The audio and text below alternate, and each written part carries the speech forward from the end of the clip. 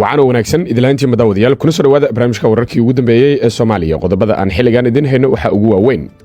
wararkii ugu dambeeyay dawladda Itoobiya oo qaadatay go'aan halis ku ah madaxweyne Xasan Sheekh kadib heshiiska Soomaaliya ay ku imaanayaan ciidanka Masar Itoobiya oo qalalaasa ka bilaabaysa Jubbaland maxaa hadaba uga qorshaysan dawladda federaalka dawladda Soomaaliya oo cabsi xooggan ka qabta in Mareykanka uu ciidankiisa kala baxo Soomaaliya kadib hanjabaado culus oo ka soo yeeraya Mr Trump iyo dawladda federaalka oo lacagihii ugu badnaa ku bixinaysa in Mareykanka uusan ciidankiisa la bixin wararka kale waxa kamid ah madaxweynaha Soomaaliya Xasan Sheekh Maxamuud oo u laab qaboojiyay ra'iisul wasaare Xamse oo lagu wado ama laga wado mooshin culus xilli ra'iisul wasaaruhu uu hadda helayo taageero aan sidaas u sii burnayn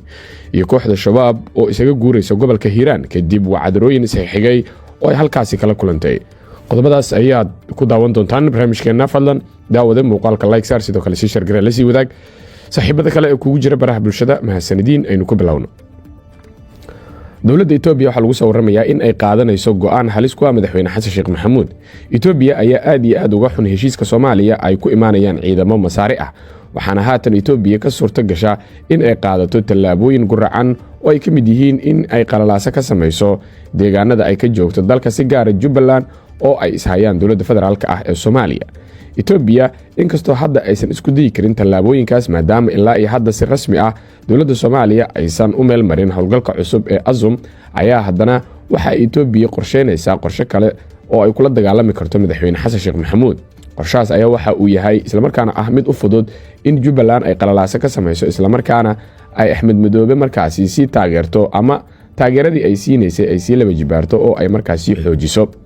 Itoobiya ayaa walaac badan waxa ay ka muujinaysay sida aanu hore idinkula soo wadaagnayba dawladda marka Masar oo ciidankeeda Soomaaliya la keenayo maalmaha soo aadan Soomaaliya iyo Masar ayaana arintaas ugu dambeyn heshiis buuxa ka wada gaaray Itoobiyana warkaas waxa uu ahaa mid aanan wanaagsanayn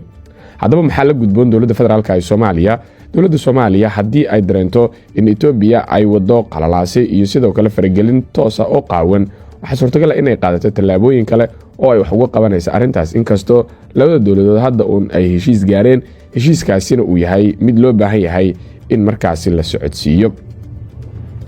waxagaag dhinaca kale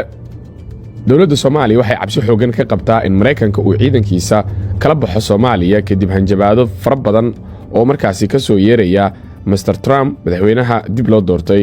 ee marka Mareykanka hogaamiya waxaana Soomaaliya hadda ay lacag waali ah ku bixinaysaa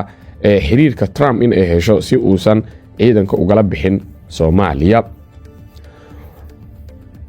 dawladda federaalka ah ee Soomaaliya ayaa waxa ay hadaba heshiis la gashay shirkad la yiraahdo BGR Group oo ah shirkad caan ah oo ku taala Washington una ololeysa danaha dawladaha si ay ugu ololeyso si socoshada taageerada military ee Mareykanka ee ku aadan dagaalka ka dhanka ah kooxaha xagjirka ah oo al-shabaab qayb ka tahay haddaba talaabadan ayaa muujinaysa walaaca sii kordhaya ee la xiriira isbedelada iman kara ee siyaasadda arrimaha dibadda ee Mareykanka iyo kaalinta muhiimka ah ee ay kaalmada Mareykanka ka qaadato dadaalada la dagaalanka argagixisada ee Soomaaliya heshiiskan oo socon doona muddo hal sano ah isla markaana ku kacaya $600,000 ayaa bishii December 2024 waxa si wada jira u kala saxiixday safiirka Soomaaliya ee Mareykanka Daahir Xasan Daahir Carab iyo shirkadan BGR Group la yiraahdo oo xiriir dhowla leh hogaanka xisbiga jamhuuriga iyo saraakiil hore oo ka tirsanaa dawladda Mareykanka shirkadda BGR Group oo si wada jira u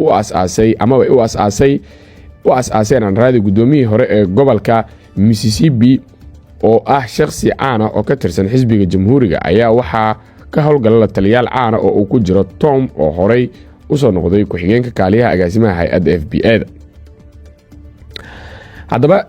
shirkadan ay dawladda Soomaaliya heshiiska la gashay lacagahaas tirada badanna ay ku baxayso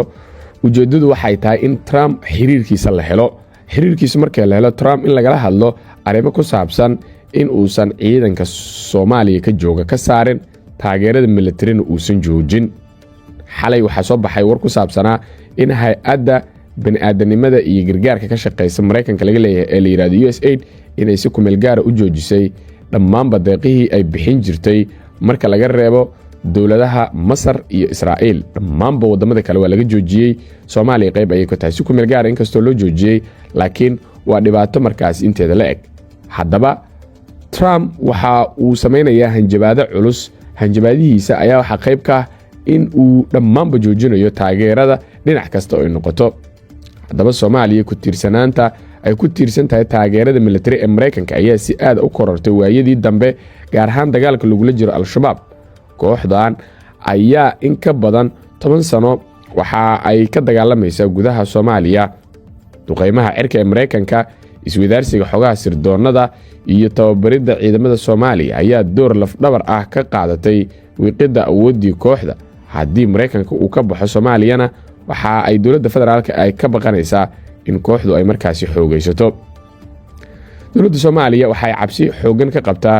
in markaasi dib u soo laabashada maamulka Trump ama isbeddelka ku yimid siyaasadda arrimaha dibadda ee Mareykanka ay khatar gelin karaan taageeradan markaasi ee muhiimka ah. Trump ayaa xilligiisii hore la baxay ciidamadiisii joogay Soomaaliya. Waxagaag Ra'iisul Wasaaraha Xukuumadda Federaalka ee Soomaaliya Mudane Xamse Cabdi Barre ayaa iminka waxa uu helayaa taageero aanan sidaasi u sii buurnayn. Madaxweynaha Jamhuuriyadda Federaalka Xasan Sheikh ayaa u laab qaboojiyay Ra'iisul Wasaaraha, waxaana uu ku wargeliyay in mooshinkan uu yahay mid aanan sidaasi u weynayn, isla markaana miisaankiisu uusan buurnayn, loona baahan yahay Ra'iisul Wasaaruhu in hawshiisa uu sii wato. laakiin waxa la leeyahay taageeradan ma ahan mid markaasi dhab ah oo Ra'iisul Wasaaraha badbaadin karta amaba uu ku sii joogi karo shaqada xafiiska. waxaana la karkarinayaa dadaallo kala duwan oo mooshinno markaasi ah oo la doonayo in lagu tuuro Ra'iisul Wasaare Xamse Cabdi Barre. ugu dambeyntii kooxda Shabaab waxaa lagu soo waramayaa inay qaadatay go'aan inay isaga guurto gobolka Hiiraan kadib wacdarooyin isxigay oo sanadihii iyo bilihii la soo dhaafay ay kala kulmayso gobolka Hiiraan. kooxda ayaa aad ugu jabtay gobolkaas, waxaana hadda ay go'aansanaysaa in ay isaga guurto gobolka maadaama ay ku fashilantay dhammaanba in ay iska caabiso weerarada kaga imaanaya ciidamada huwanta ah ee dowladda iyo weliba sidoo kale kuwa dadka deegaanka. shalay ayaa ugu dambeeyay oo kooxda khasaaro xoog leh lagu gaarsiiyey deegaanka Beerayabaal ee gobolkaas, halkaas oo looga dilay xubno aad u fara badan oo ka tirsanaa kooxdaasi. gudahaan khiyaaray wararkeeni intaas ayaan ku soo koobaynaa. intaanu mar kale kulmi doono waxaan idinkaga tegaynaa sidaas iyo nabadgelyo.